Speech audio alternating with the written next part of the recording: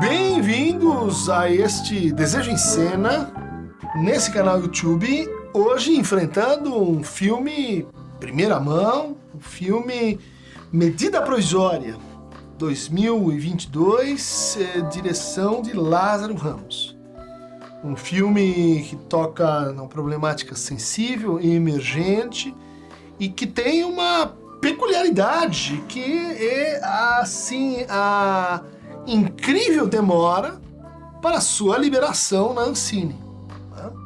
Que por si só já constitui um tema, né, indireto, como que se a realidade fosse assim convergindo para a aparição deste filme nesse espaço-tempo, porque é esse tipo de ambiguidade no qual a gente pode melhor captar a ação do racismo. Então a gente faz demorar, mas é o processo. Mas é um processo por quê? Bom, ninguém fez aquela mãozinha divina, aquela mão do mercado ajudando as coisas a acontecerem assim, no seu devido tempo e no seu devido processo legal. Então, o filme sai em desvantagem, né? Quer dizer, o aparato de produção, de distribuição, ele teria concorrido para adiar as coisas. A gente pode dizer assim, talvez isso tenha alguma relação com o próprio título, que eu achei um título muito bem escolhido. Medida Provisória, né? Se refere, no contexto da trama, a essa proposta que no fundo é uma proposta reativa, tá? Quer dizer, tem uma primeira proposta pouco de baixa repercussão e que envolveria então algum tipo de ressarcimento, algum tipo de reparação àqueles que sofreram na sua ascendência efeitos da escravidão. E essa proposta então ela é tomada e tramitada cinicamente. É uma proposta que reage então o governo e diz, tá bom, então nós vamos fazer uma reparação e essa reparação ela vai implicar no retorno, né, dos negros, dos pretos, não, dos acentuadamente melaninados, né, uma expressão que é relativa ao tempo e espaço do filme. É num futuro próximo, é um futuro distante, mas a gente vai vendo cada vez mais que esse futuro é o futuro do presente. Se as coisas continuarem exatamente como estão, esse será o nosso futuro, né? Com um processo de deportação, né? Que é uma das faces da segregação, operado dentro do Estado, pelas vias do devido processo legal, através de uma medida provisória. Vamos lembrar que medida provisória era como governava-se esse país durante a ditadura. Inclusive foi um dos restos da forma poder antidemocrática que permaneceram depois da democratização, né? Governos como Fernando Henrique Cardoso, mesmo Collor de Mello, tinham que se virar com esse estado de editar medidas provisórias. Medidas provisórias são a herança, assim, no varejo dos atos institucionais, AI1, AI2, AI5. Ou seja, a expressão de como o direito pode ser, assim, não democrático, não representativo, não justo. Ou seja, é porque julgou, é porque disse, é porque está na lei. Grande discussão que a gente tem aí com Derrida e que a gente tem aqui no filme. Me parece que é o grande tema do filme. O direito é a justiça? A justiça é o direito? Então, quando a gente fala em reparação, quando o filme fala em reparação, ele está dizendo assim, olha, há uma justiça por se fazer. Como fazer? Bom, fica pendente. Talvez o filme faça parte desse processo, mas não podemos nos contentar, não podemos reduzir, né, o direito à justiça nem de um lado nem do outro. Questão aberta, questão que torna um filme, vamos dizer assim, um filme engajado, um filme que é uma peça na luta contra o racismo, mas ele e eu vou defendê-lo aqui, também uma criação estética que traz uma linguagem, que traz uma contribuição fílmica e artística, por que não dizer, para essa problemática. Isso não se mostra só no fato de que a gente tem os protagonistas, né? O advogado, o Alfredo Enoch, o Seu Jorge, o jornalista bem-humorado, Thaís Araújo, Capitu e médica, como, vamos dizer assim, os protagonistas da trama, onde os antagonistas são brancos, né? Então é a Adriana Esteves, que já foi Carminha, uma das maiores vilãs da telenovela brasileira, em Avenida Brasil. Renata Sorrah, filha da arqueológica, né, Odete Roitman, em Vale Tudo, outra expoente da maldade, né, que também fez a Nazaré, outra personagem malvada, né, na telenovela brasileira, e que, enfim, coloca um drama como um drama que tem uma dimensão política e jurídica e institucional, né? Então, Brasil por vir, é um trabalho, então, que vai filmar uma peça de teatro chamada Namíbia Não. Eu tive na Namíbia, visitei a capital Windhoek, é um país de colonização alemã, né? Sudeste África, né? E uma coisa que poucos conhecem é que na Namíbia se testou pela primeira vez o sistema de câmaras de gás, extermínio. Foram 60 mil negros mortos na colonização alemã no Sudeste africano. Então, quando você diz Namíbia não é porque aquilo é um deserto só, porque, enfim, seria uma forma da gente estornar os negros para a África. É muito bem escolhido, né? Quer dizer, é a catástrofe do extermínio, dos campos de concentração, que tiveram o seu ensaio na Namíbia. Parece um filme que me tocou muito, e que, assim, insistiria para que vocês acompanhassem e lotassem, por que não, essas salas de cinema, porque se a gente não tem uma sustentação de público, o filme sai de cartaz, né? Bom, muito importante, então, que a gente vá ao cinema, porque é um ato também político, um ato também de, nesse momento, sustentar a produção filmográfica brasileira, que foi exterminada, né? que foi destruída por este governo, né? Que foi paralisada, inclusive com retóricas absolutamente destrutivas, né? Encerrando um período de florescência, de debates, em que o cinema nacional voltou, né, a Berlinda e ganhou prêmios, né? Quer dizer, o que o senhor Bolsonaro entregou aí nesses 4 anos? Nada!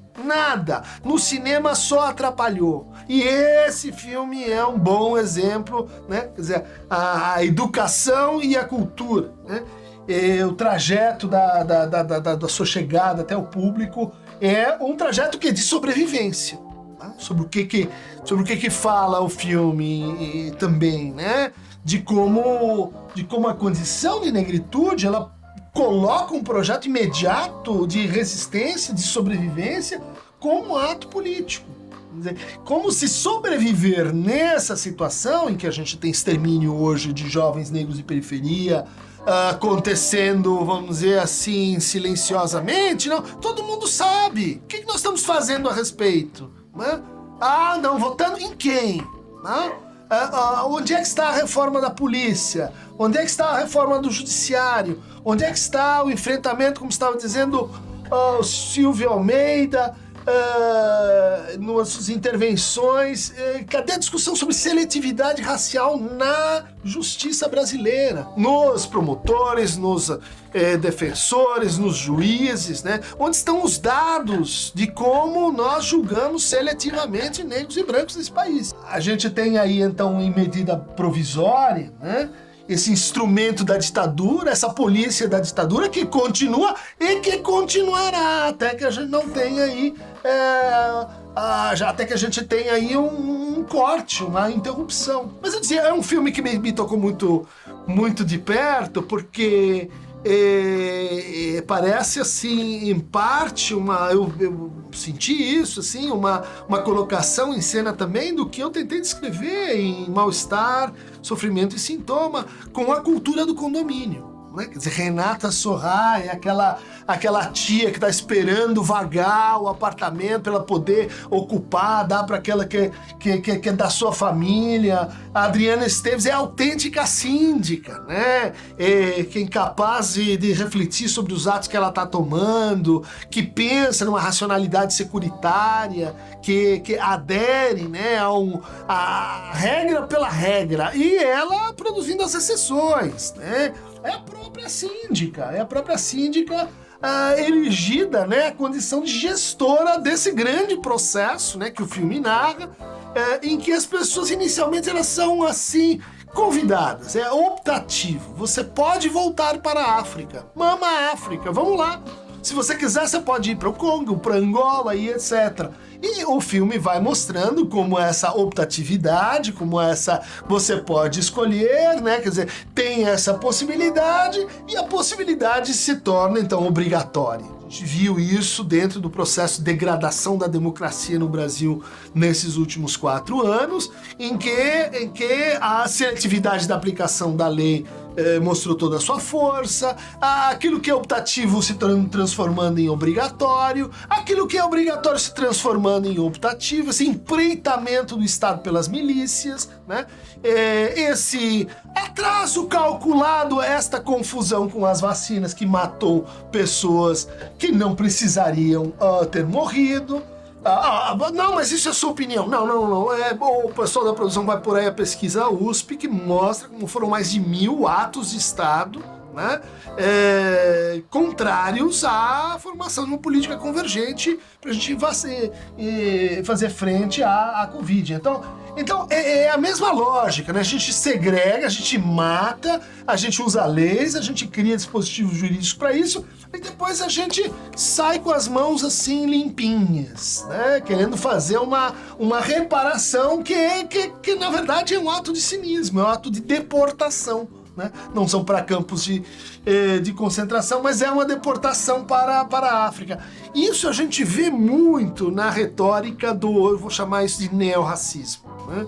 Tem o racismo clássico, que é aquele da...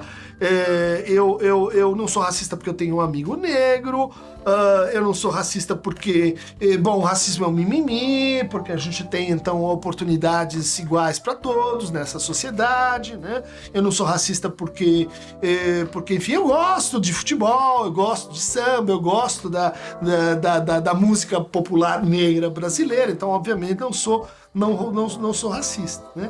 Mas o neorracismo é outra coisa. O neorracismo é aquele que está, de certa forma, informado do racismo e reage a ele dessa maneira. Então, não é isso que vocês querem, né? Retomar culturalmente as raízes africanas, fazer arqueologia da deportação, do comércio escravagista. Então, voltem para a África. Então, nós vamos ajudar vocês a, enfim, encaminhar essa resistência, essa rebeldia, de uma forma a massacrar a justiça em vez, né, massacrar a justiça em nome do direito. É o que a gente tem no filme, né? E aí os personagens, eles vão... E os recursos fílmicos vão nessa direção. É a voz em off. Prestem atenção na voz em off no filme. O que é a voz em off? É aquele ponto de vista angelical, é aquele ponto de vista que o Lacan diria assim, da metalinguagem que não existe. É aquele que está vendo o filme de fora. Não tem filme de fora.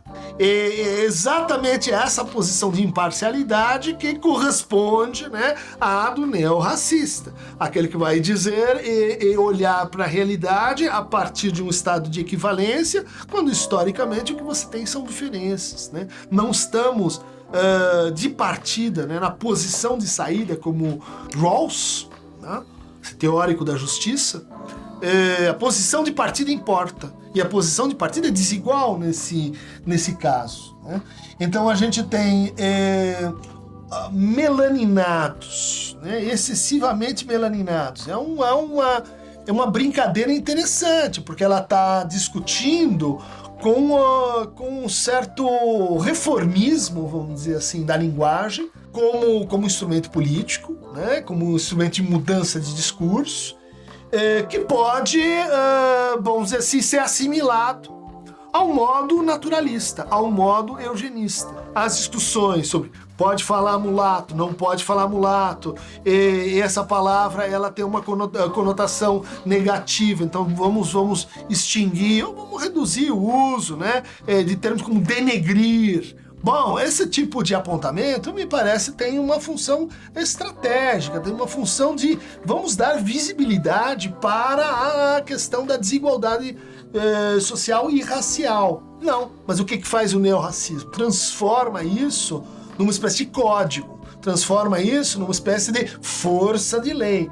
Bom, se caminhamos pela força de lei, vamos chegar nos melaninados, acentuadamente melaninados, com a mesma, né, sem uma transformação de fato real na iniquidade. A gente tem, por exemplo, recursos como o câmera lenta passando nas cenas de violência, discussões sobre, bom, um negro toma a arma de um branco que veio com uma bazuca para matá-lo. Nesse contexto em que os negros estão sendo perseguidos, vão ser deportados, nesse contexto, deve ou não, acho que é o Seu Jorge nessa cena, matar o branco, né? E tem uma outra cena em que um LGBT é morto simplesmente porque há uma suspeita meio paranoica dentro do Afrobunker, né? Que é uma versão do Quilombo.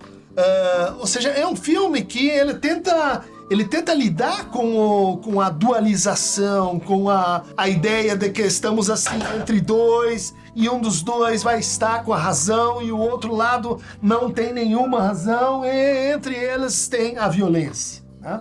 O espelho, né, que somos uns dos outros, sempre, né? Bom, essa é uma ideia cara à psicanálise, cara ao Lacan, o estágio do espelho, né? Então há um certo tensionamento aqui entre esse equilíbrio imaginário, né? Quer dizer, essa equidade imaginária, essa violência que é posta e reproduzida pela lógica dos espelhos, e o que a gente poderia dizer assim de uma violência simbólica, uma violência que tem uma potência transformativa. Reputo e afirmo que esse filme, ele é um filme violento, tá? Ele é um filme violento, mas que elabora e problematiza o próprio exercício da violência, né? Ele faz isso com esses recursos fílmicos, mas ele faz isso também com a introdução desse personagem cômico, humorado, né? Do Seu Jorge, que vai tirar o sarro da Adriana Esteves, da síndica, que vai dizer, não, mas eu quero passar antes em Paris, que vai, assim, subverter o discurso da equidade à base, agora vamos dizer assim, do super-eu, né?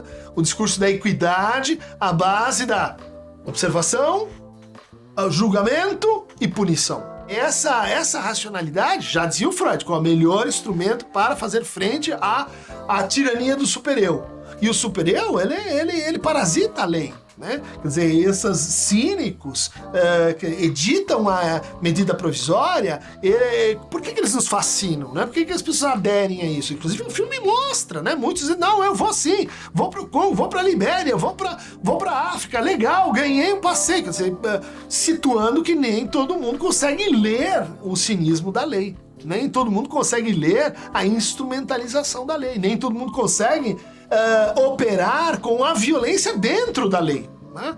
Como a gente está discutindo, né? A corrupção dentro da lei. Isso está posto aí no filme e alegorizado e tratado com essa... Alguns críticos não gostaram disso, né? É um filme forte para quem tem estômago, é um filme sobre o conflito racial, que evolui para a violência, mas então não pode ter humor. Eu acho que pode, não só pode, como deve, né? Sem humor, sem a pinch of salt, sem que a gente entenda que o racismo é também uma questão de reconhecimento, que o neorracismo vai parasitar essa problemática, criando instrumentos de falso reconhecimento, né? Medida provisória, vamos levá-los para... É uma forma de reconhecer, sim, queremos ser reconhecidos, então, mas não dessa forma, né? Ou seja, o racismo vai ser de fato combatido quando a gente levar um pouco mais a sério o que significa o verdadeiro reconhecimento, tá? O que é que eu quero que o outro e qual outro e todos os outros reconheçam nesse ato mesmo de reconhecimento, que pode ser um ato legal, né? Um ato da lei, mas pode ser um ato de linguagem, pode ser um ato de trabalho, pode ser um ato de desejo, pode ser um ato nas diferentes expressões do ato, tal como aparece na psicanálise, né? Então é um filme que, por exemplo, inclui as falsas soluções necessárias para essa questão, né? Por exemplo, vamos ter um filho, né? Aparece um filho.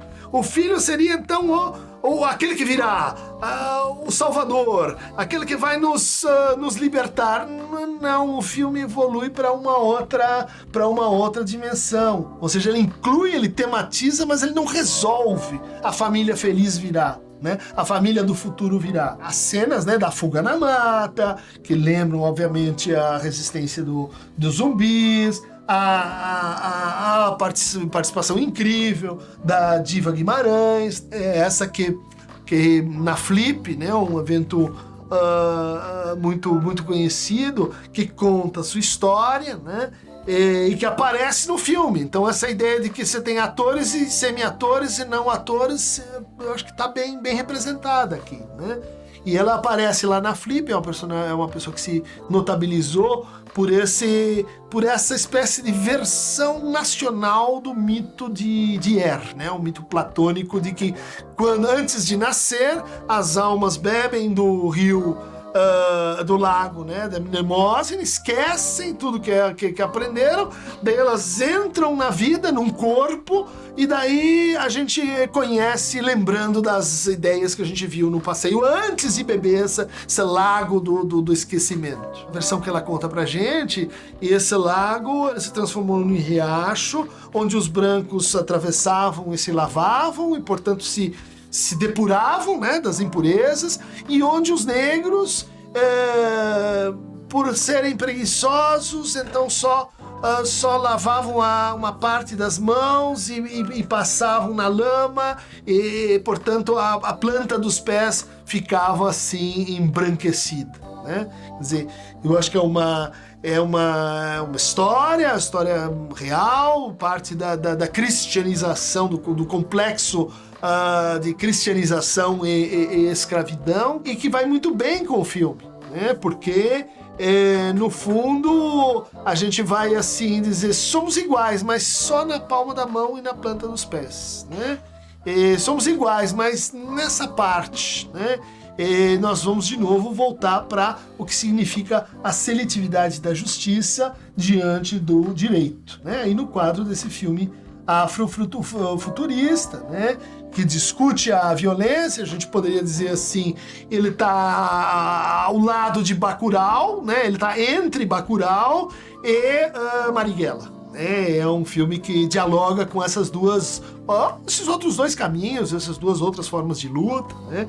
Ele é um caminho, vamos dizer assim, intermediário. Lembrando dessa história da Diva Guimarães, eu me lembrei de um caso clínico que foi muito impactante para mim, quando estava começando a clinicar, que era o caso de uma senhora negra que tem um filho adotado branco, né? E queria encerrar essa desejo em cena com essa lembrança, né? E o filho começa a ter problemas na escola, ele começa a se perguntar para a mãe, por que eu sou branco e você é negra? Por que dessa diferença, né? O que representa essa diferença? E na verdade ela tinha adotado esse filho, tinha salvo esse filho da morte, né? A mãe natural estava jogando ele no lixo industrial, no lixo hospitalar, e ela, pega e diz, não, eu cuido dele. Tá? O drama é que ela tinha medo de contar, que tinha adotado, porque, de certa forma isso ia levá-la a esse momento tão difícil, tão dramático, e que ela queria poupar o filho disso, mas também se poupar de mais uma vez repisar essa história.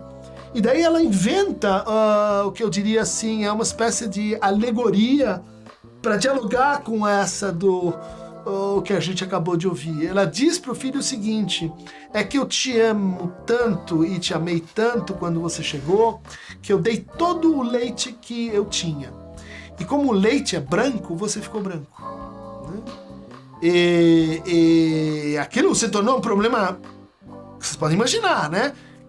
Clínico da mais alta complexidade, porque a branquitude do menino era o signo do amor, não aí das palmas e nem dos pés, dessa mãe por ele, né? De tal maneira que nos seus sintomas ele reprisava esse drama inicial que a mãe não conseguia ler, né? A mãe não conseguia reconhecer como ele estava dizendo, né, desse momento inaugural do nascimento em que ela o salvou, né? No fundo, o que ela estava poupando o menino de dizer era do seu ato de amor, né? E quando isso pode ser dito, de fato, os sintomas da criança misteriosamente assim melhoraram muito, né? Eu diria que esse é um filme que é uma história de amor, né? Tem aí Thaís Araújo, tem o seu Jorge, tem o Alfredo Enoch, né, que vocês devem conhecer por ser o Dino do Harry Potter, né? É uma história de amor, mas é uma história trágica, é uma história de violência, é uma história de humor. Vejam só quantas coisas a gente tem aí, quantas camadas, e eu acho que todas elas precisam fazer parte dessa discussão nesse nosso novo momento sobre o racismo no Brasil. Queria agradecer muito à Trigo Press e à Elo Company, queria agradecer muito ao meu, não posso dizer camarada, porque isso vai parecer que eu sou mais próximo dele, que na verdade sou, mas o meu ídolo de sempre, o ícone desse canal, Emicida, que nos agraciou com o título de tiozinho, e que eu jamais esqueço, os meus alunos também não, viu, Emicida? Tava ótimo no filme, foi ótimo, as canções são todas de negros, eu chamo a atenção para a música cantada pela Elza Soares, né? Que se cala, né? O que se cala é aquilo que não se diz, e aquilo que esse filme não cessa de não conseguir dizer completamente. Isso é muito importante. Caso contrário, a gente identifica justiça e direito. Parabéns, Lázaro Ramos, na direção, todos que trabalharam nesse projeto. E vamos pro cinema, gente. Queironda, movemos para o cinema.